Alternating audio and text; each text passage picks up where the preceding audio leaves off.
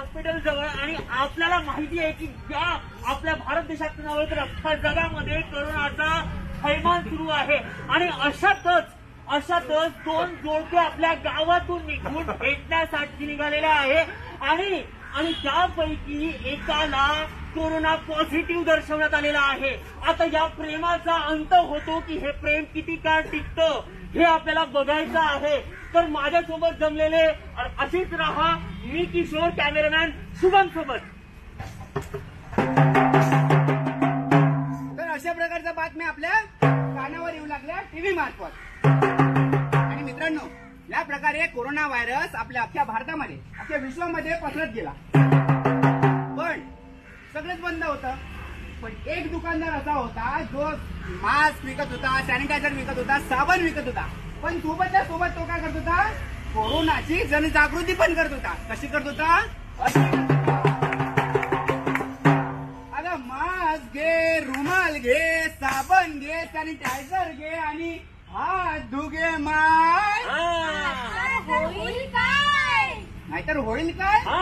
काय होईल? काय होईल? अरे दादा तुला, ओ ताई तुला, ओ काका तुला कोरोना होईल, ओ ताई तुला कोरोना होईल, ओ दादा तुला कोरोना होईल, ओ कोरोना झाला चायना देशाला, अहो इटली, जापान आणि अमेरिकेला।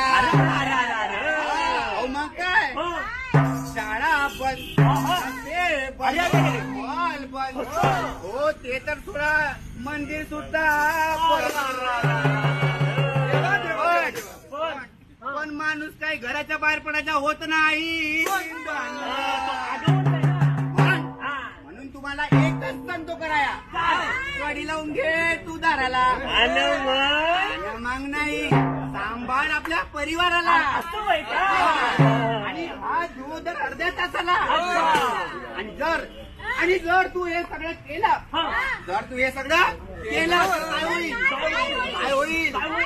अरे कोरोना कसा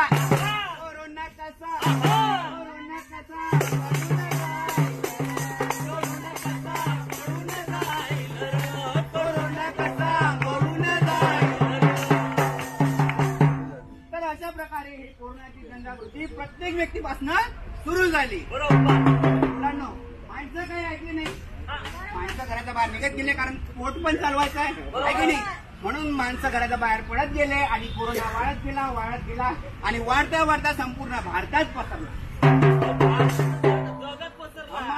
जगात पसरला। आणि मित्रांनो, मग काय झालं? कोरोनाची काय? अरे मग काय झालं मी सांगतो ना।